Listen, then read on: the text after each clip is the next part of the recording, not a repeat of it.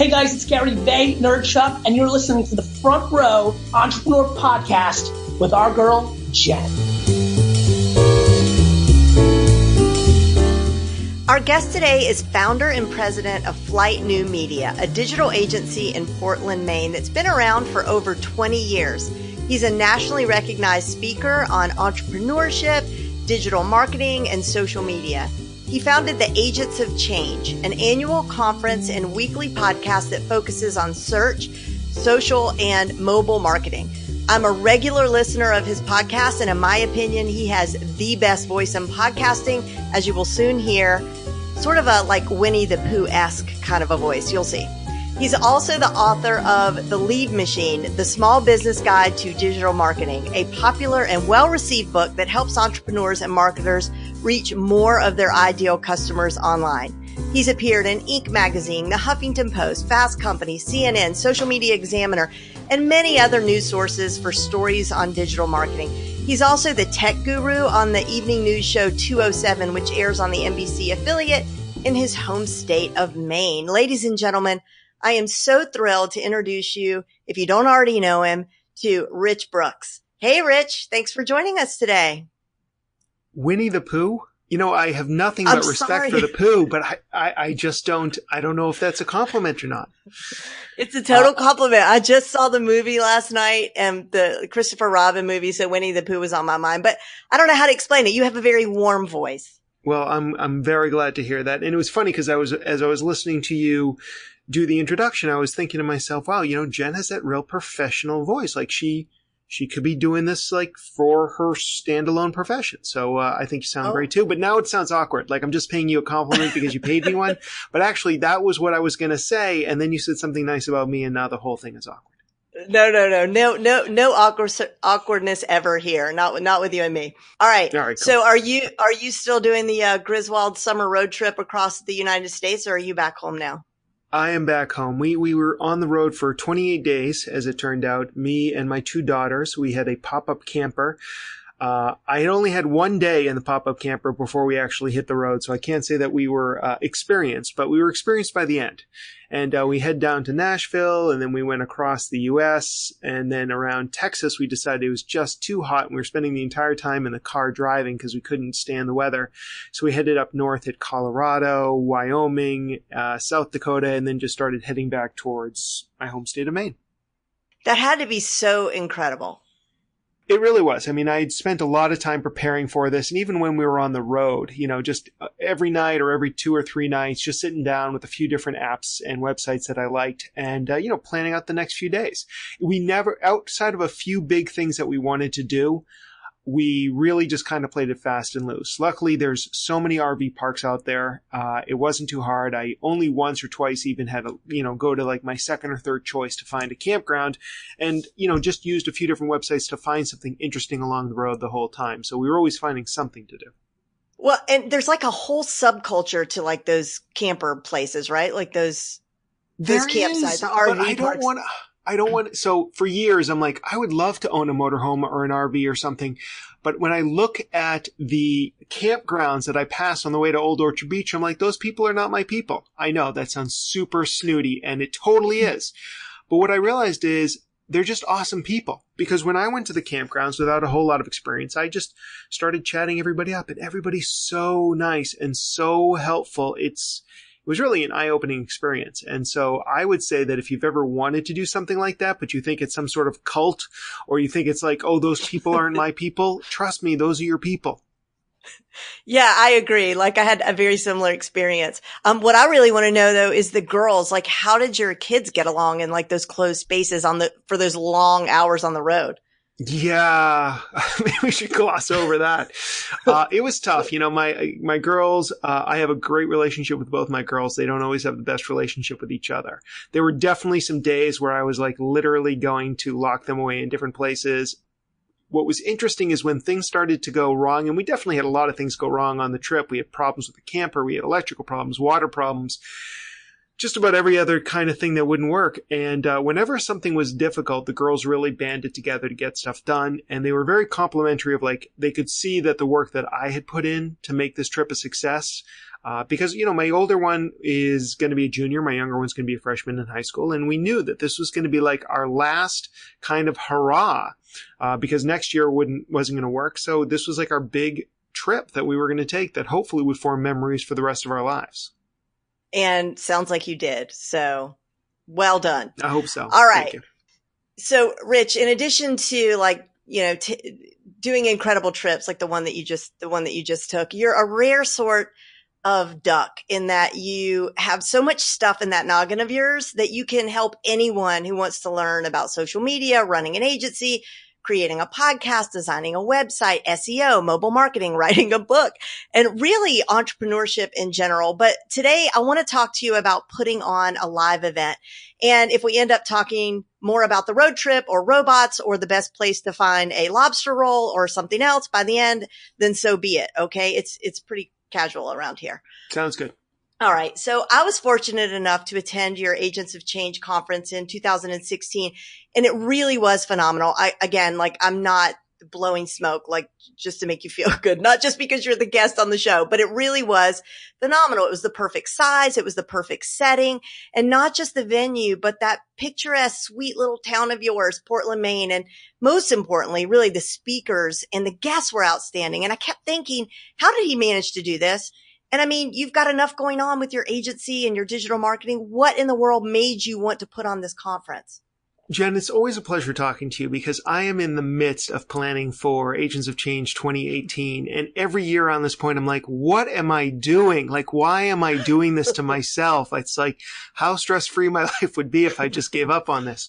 So thank you for reminding me that actually there is a pot of gold at the end of the rainbow. So I think part of it is I just like public speaking as a way of sharing information. I get a lot of good energy from the audience, and if I'm speaking above them or below them or I'm just not connecting, I can see that immediately and I can pivot. So I've always liked live events for that. There are a lot of reasons why I ended up doing this conference, and one of them was just that I knew that a lot of people don't like to speak. So for my agency, me getting out and speaking on different topics and educating people is a good way of getting some publicity and building awareness for my company and generating business. The conference came from I started putting on my own events rather than waiting for different organizations to have their events and ask me to speak. So it was a kind of combination of that. It was partially because I had gone to some national events like Blog World back in the day and South by and Social Media Marketing World. And I just discovered that there really wasn't anything like this in Maine. So I wanted to kind of take the energy from those events and bring that to my small neighborhood. Maine is it's maybe a big size state, at least for the East Coast, but it's actually doesn't have a big population. So there was nothing like this going on. I wanted to bring it here. That was all part of it. And there's just a lot of benefits for people who want to put on events. One of the things that I often talk about is it's really easy to set up a Facebook ad. It's really easy to create a website these days. There's a lot of things that just are easy to do, especially in social media. How much time does it take to set up an Instagram account? What's difficult is putting on a live event. And there's a lot of work. So if you're looking for something to do to differentiate yourself from your competition, putting on a live event could be just the ticket. I think that going from hosting a live event would be great to I'm going to host a live event. There's this giant chasm in between those two things, because I think there's very few people who would think that, I don't know, that they were even worthy or capable, or it just seems so, especially when you look at great conferences like the one that you have, it just seems like climbing Mount Everest. So for the person just starting out, what would be the first few steps?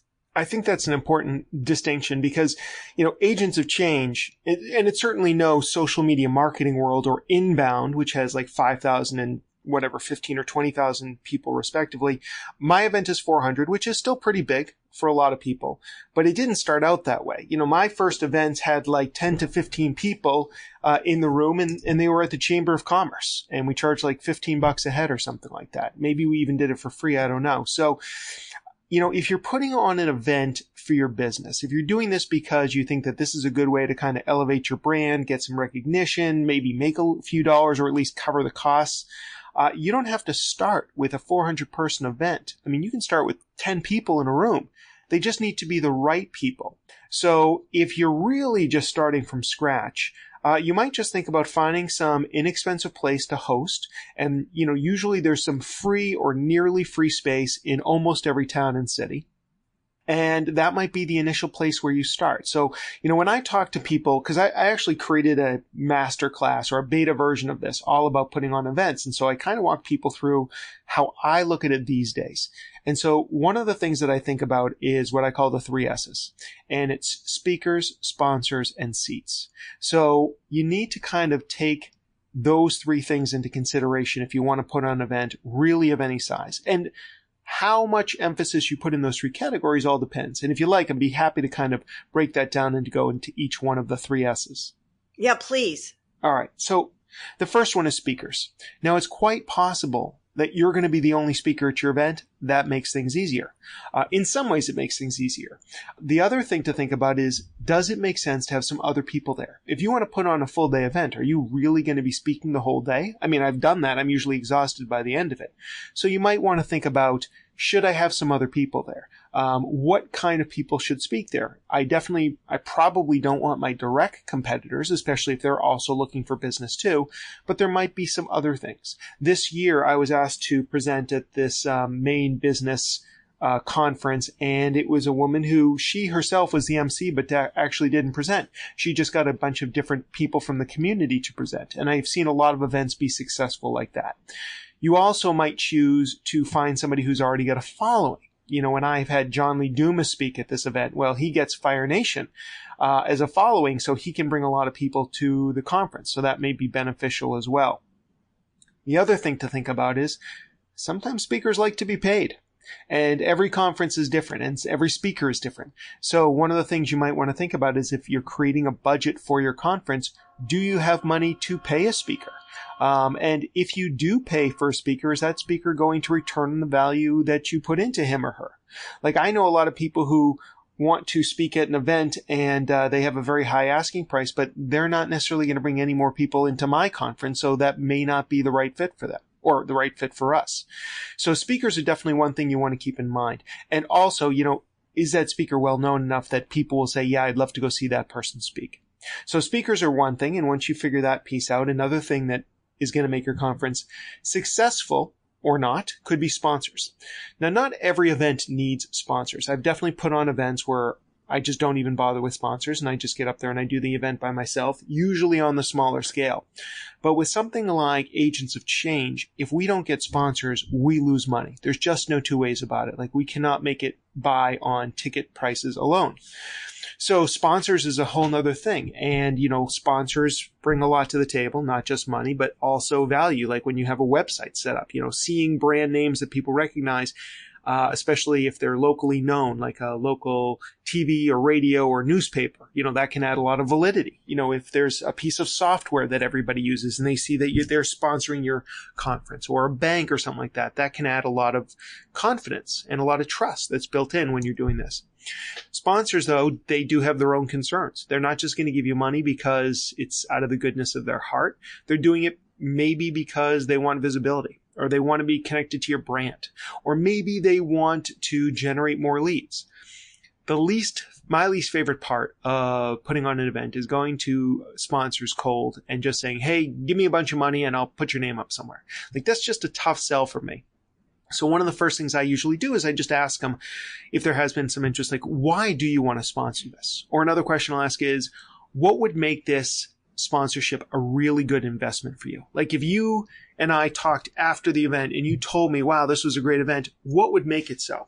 And then what I'll try and do is I'll try and tailor the sponsorship or what they're getting to make sure that they reach their goals. Because it's a lot of work to get sponsors, and you're only going to have them for 1 year, maybe possibly 2 or 3.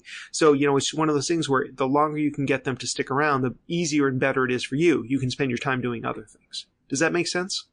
It does. One thing I'm curious about is, what are some of the things that a sponsor might want from you? I mean, they're all kind of, I would imagine, like over the whole, like, I'll stick your koozie in my goodie bag. Like, Right.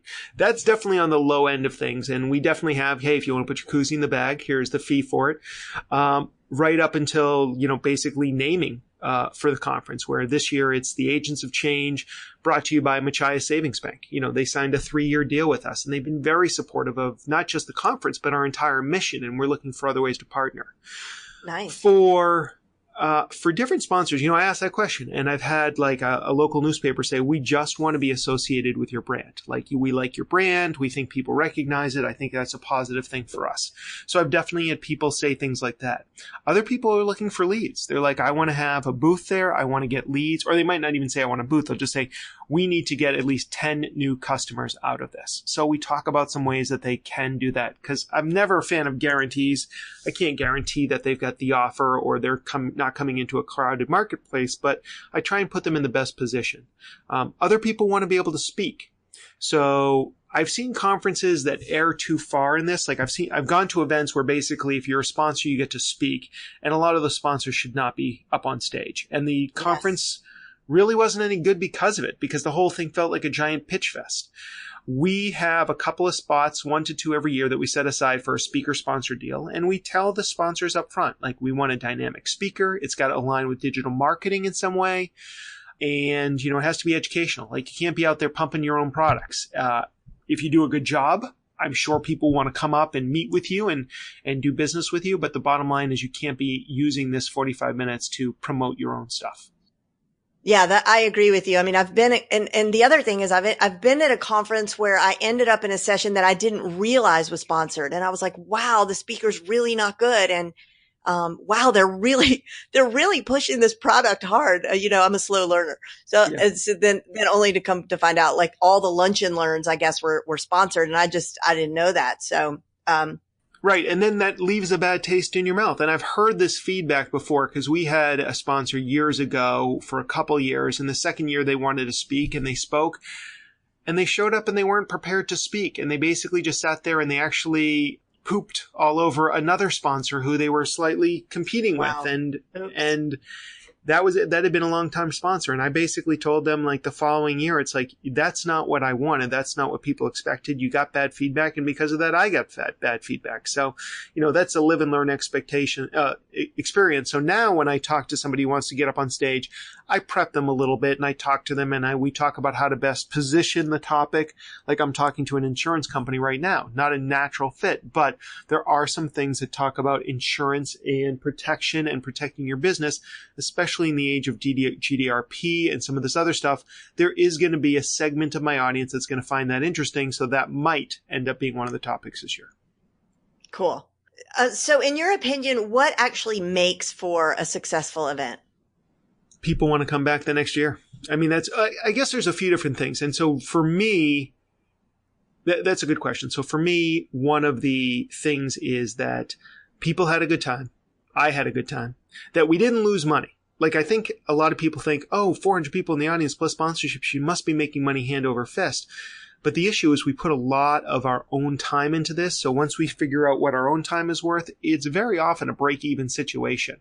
That's my truth. I mean, it really depends on how we look at our numbers. There are ways of looking at it where like, you made $10,000. Oh, you lost $10,000 for the same event. So for me, I want to be able to at least break even and generate at least a few really good leads. And usually, between 1 year and the next, we get at least 1 to 2 really good jobs out of that. And so that really makes a big difference. Plus, there's just a lot of promotion for Flight, my digital agency, throughout the event. So again, whenever there is a new job up in town and they're looking around for a company, our name at least gets thrown in the mix. And so I think that's valuable too. So I view Agents of Change as a big marketing push for my business that also happens to often generate revenue on its own.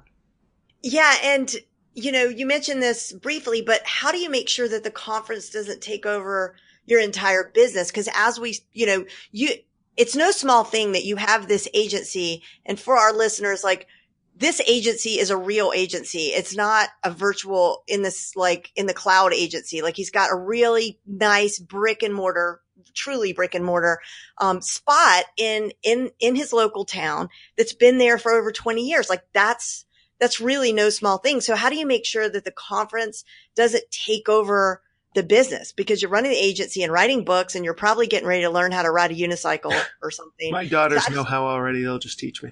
But seriously, how do you balance all of that? Well, it is a big thing, and we treat it like a project, actually. So I don't think I had set out to plan it this way. I wanted to have it in September, the conference, because that's the best time of year in Maine, in my opinion. It's warm days, cool nights. It tends to be a little bit, although we're losing any quiet time here in Portland, Maine, as the town continues to blow up. But it's after the summer rush, and it's before all the leaf peepers and cruise ships come to town. So it's a little bit of a quiet time. So it worked out great then. But then what that means is a lot of our planning is during the summer. And the summer just tends to be a time, especially in Maine, which is a lot of people are on vacation. People aren't making decisions. Projects seem to get bogged down. So from a timing standpoint, it really helps fill up my team's timeline or schedule so that kind of works out well. But it's a big project. Now, again, if we're talking about the person who's just getting started, it doesn't have to be as big as Agents of Change has grown to be.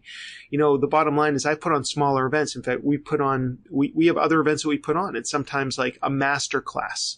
So we'll have limited 6 people that come in and they learn about a topic here at Flight. That takes almost no time to put together. We bring in some snacks in the morning, and me or Amanda or somebody else will lead a class, and that's a very small event, but we charge for that. We make some money on it, and it becomes, something that's really valuable for both us and the clients.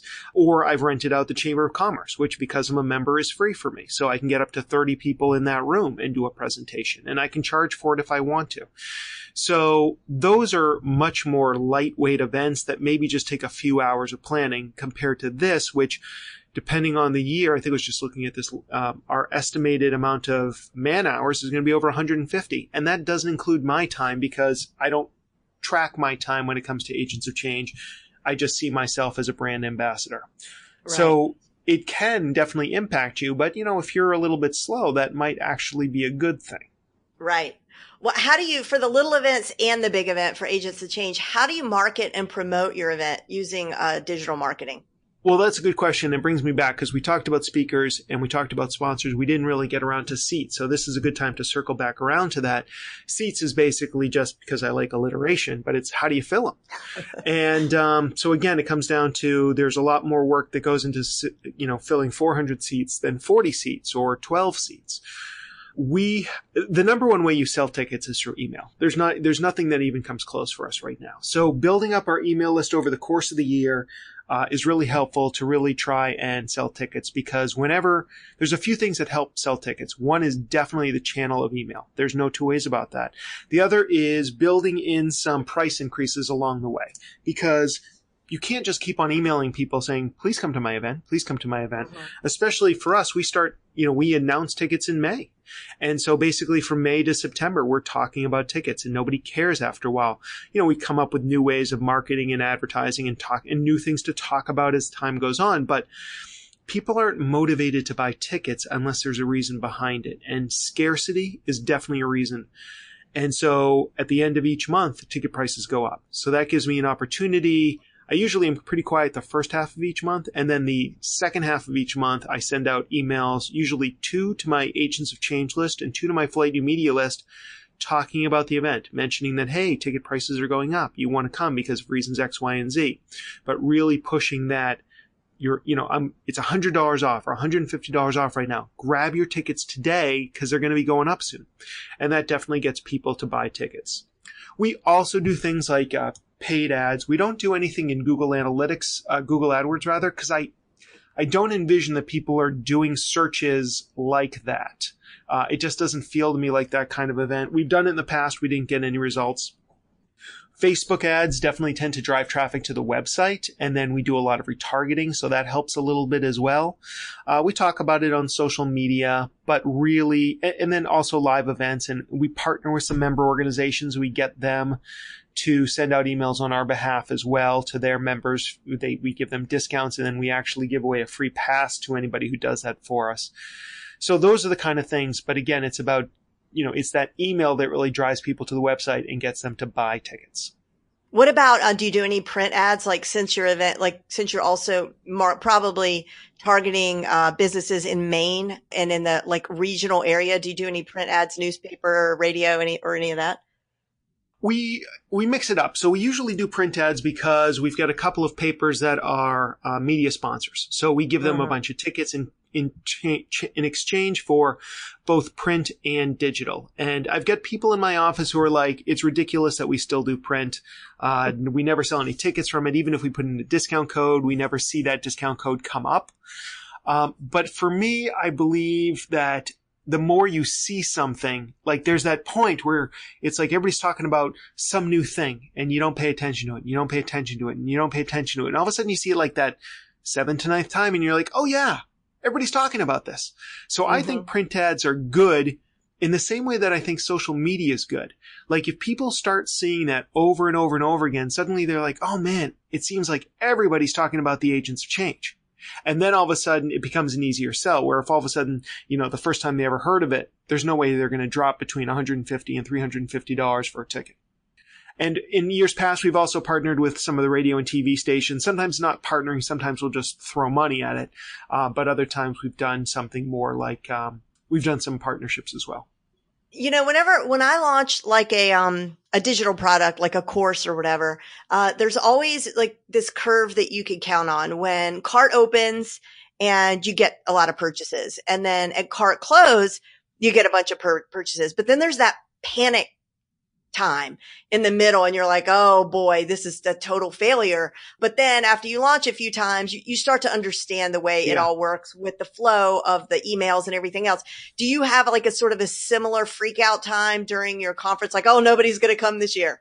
Yeah, I definitely have. It's funny. So the last year and maybe even the year before, my freakouts were very minimal because I realized it's like, we sell close to 400 tickets every year. There's always a few freakout points. And so I kind of have not freaked out. But this year, because I was away and because we're probably 20 tickets behind our normal sales at this point, because I was away, I wasn't out there doing the kind of things I usually do. I am freaking out this year. So there is that. And I guess maybe that's a little healthy. Everybody tells me, Rich, you always freak out and everything always works out. I'm like, maybe everything works out because I always freak out. And so when I freak out, I basically try and channel that in a positive way. So I may do something new. I'll do something extra. And, for better or worse, there's a little bit of a cult of Rich. And so it's like, I can call somebody up and say, hey, listen, I really would like you to do this for me. Can you send this email out? Can you interview me on your show? Can you do something else? I called up a vendor of mine and I'm like, listen, I want you to sponsor my event. And he's like, yeah, no, that doesn't feel right.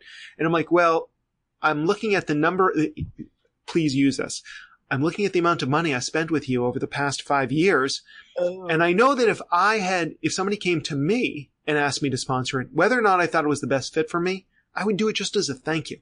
So what I'd like you to do is I'd like you to buy 10 tickets, take one for yourself, give one to your marketing person, and give 8 out to your other clients who you think would benefit from this.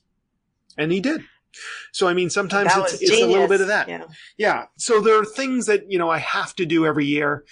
Do I wish it was perfect? I know that there must be other event planners out there that never do that kind of stuff. I actually belong to a mastermind of regional event planners, and we talk about some of the techniques that we've used.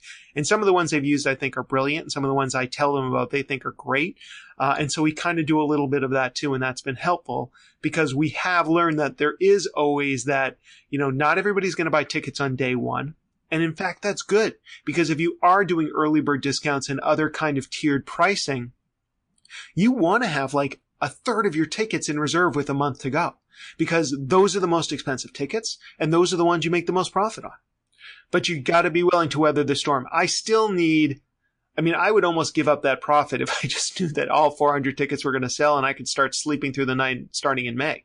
But every year is a challenge. And this is also, again, why sponsorships become so critical, because if I can continually increase the number and value of sponsorships, I might be able to bring down the ticket price. And I feel like we basically hit the top level of what we can charge in this area of the country for tickets. So that may be another thing. I've talked to somebody else in town recently and she's like, oh, we sell out 300 tickets. We usually do it in 2 weeks. I'm like, wow. And she's like, yeah. And I look at the prices. I'm like, it's $15. Right. It's $15 and there's like a free drink included. Like, of course you're selling out. Right. I'm going to buy 5 tickets right now just for the drinks alone. Yeah, no kidding. Well, what about in terms of growth? Do you have aspirations to get as big as something like Social Media Marketing World, or you kind of like it the way it is? I like it the way it is. I've even thought about dialing it in a little bit, but I really like the space we're in. And also, the size is right to bring in the kind of speakers that I like to get, at least a couple of them. I like to mix it up now. I like to get a couple of big names. Then I like to get a number of up-and-comers who are really hungry and are dying to do a good job and get in front of a good-sized audience. So for me, it's a right size. I've had people say, why don't you put on a version in New Hampshire or Vermont? And I had somebody come and approach me very seriously about turning Agents of Change into a cruise. And I've thought about it, but I'm like, oh my goodness. At the end of the day, I'm not an event planner. I do this for my business. In fact, my next book is going to be about how to put on an event if you're not an event planner, because I've learned a lot in the last 10 years. Agents of Change for 7 years and Social Media FTW for 3 years before that.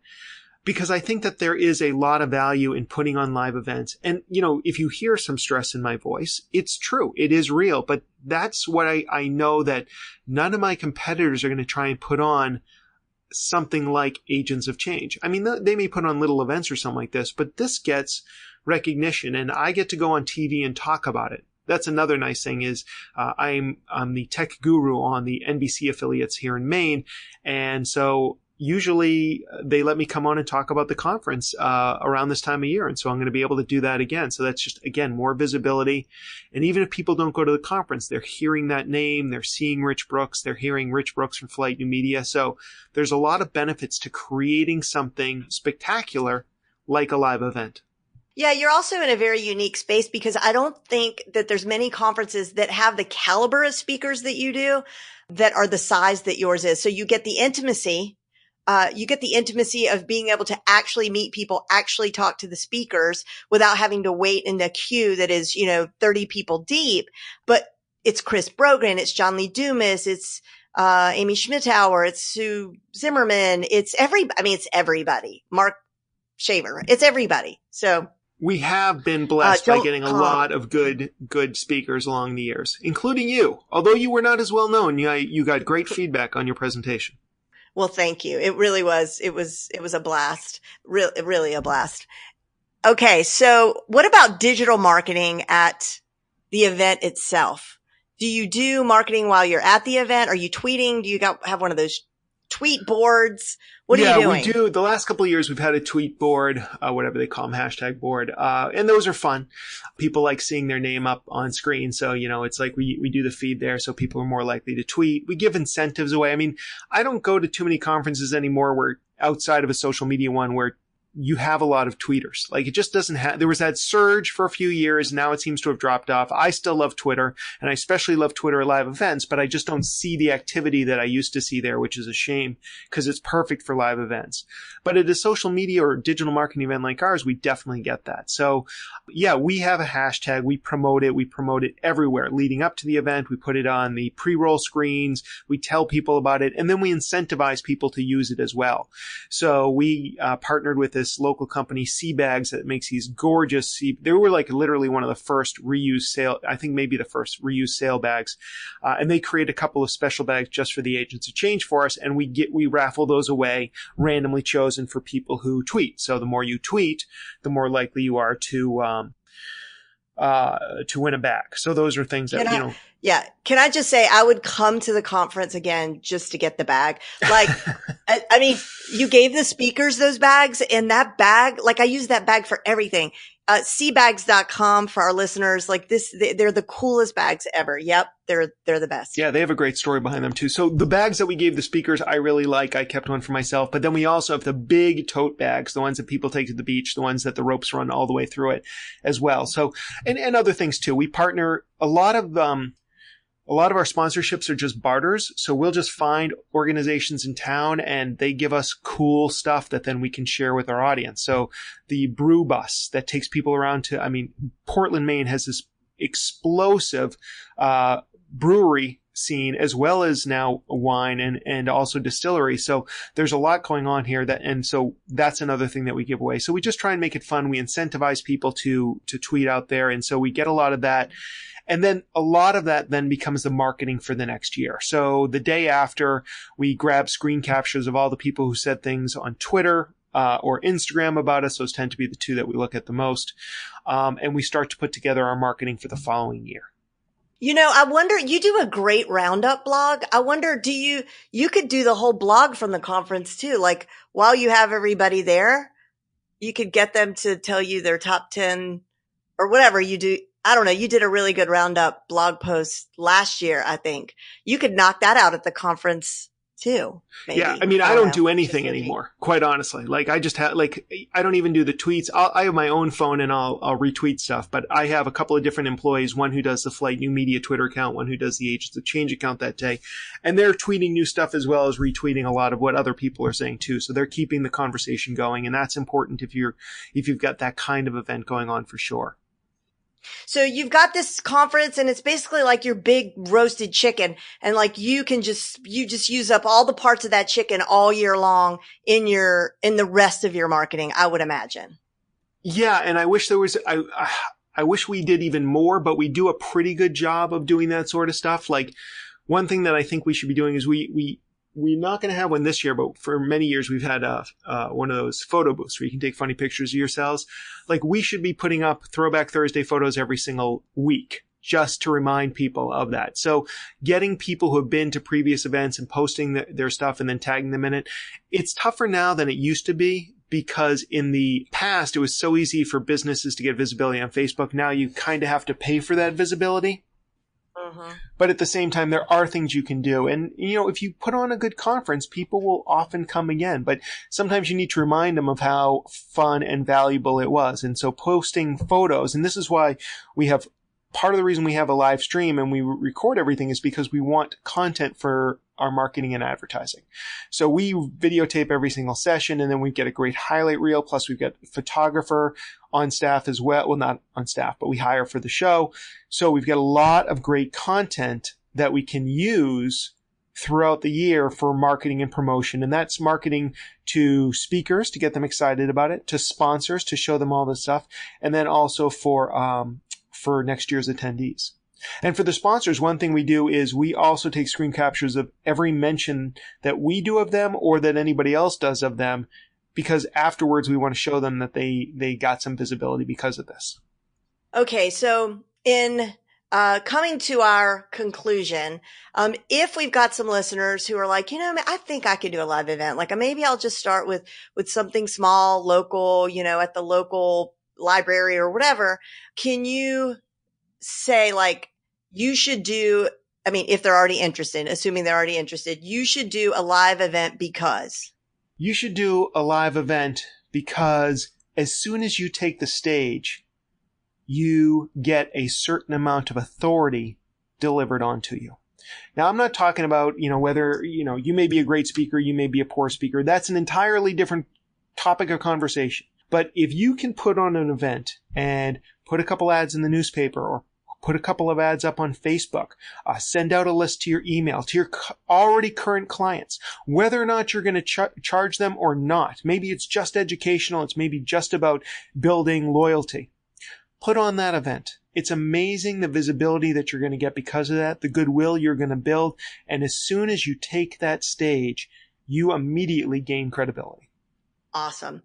Listeners, Agents of Change Conference takes place this September 20th and 21st. That's 2018. If you're listening in 2018 in Portland, Maine, I cannot recommend it enough. And Rich was generous enough to offer listeners of this podcast $25 off of any ticket. Simply use the code FRONTROW, all one word, no spaces. Use that code at checkout and go to the agentsofchange.com for all the information. Rich, thank you so much for spending some time with us today. Really learned a ton. I think I'm going to host a live event. You should do it. I would totally want to see your live event. I'm sure it would be amazing. All right. Well, okay. You just committed to being a speaker. So awesome. Thank you. Awesome.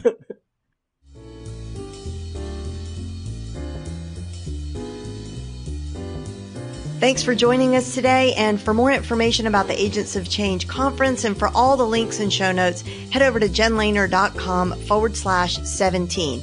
And you'll need to spell that out. Also, if you aren't already a member of my free online community for entrepreneurs, The Front Row, be sure and head over to frontrowclassroom.com and join us for loads of free trainings, accountability, and support. See you next time.